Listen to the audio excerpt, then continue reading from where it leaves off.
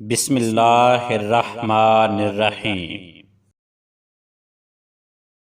جب تم نماز نہیں پڑھتے تو تم یہ مت سوچو کہ وقت نہیں ملا، بلکہ یہ سوچو کہ تم سے ایسی کون سی خطا ہوئی کہ اللہ نے تمہیں اپنے سامنے کھڑا کرنا بھی پسند نہیں کیا۔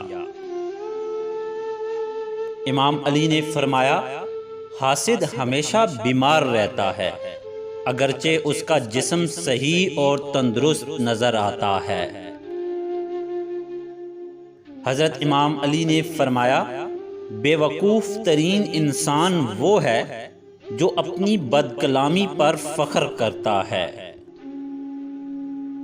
حضرت امام علی نے فرمایا، اپنا کردار بنانے میں اتنا مشغول ہو جاؤ کہ دوسروں پر تنقید کرنے کا وقت نہ ملے۔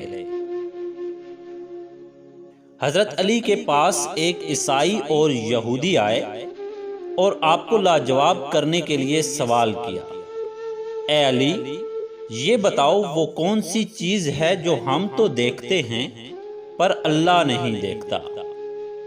آپ کہتے ہو قرآن میں ہر چیز کا علم ہے، تو وہ کیا ہے جو قرآن میں نہیں ہے؟ تو باب العلم نے مسکراتے ہوئے جواب دیا کہ اللہ خواب نہیں دیکھتا، کیونکہ اس کو نہ نیند آتی ہے اور نہ اونگ۔ دوسرا یہ کہ قرآن میں سب کچھ لکھا ہے پر جھوٹ نہیں لکھا۔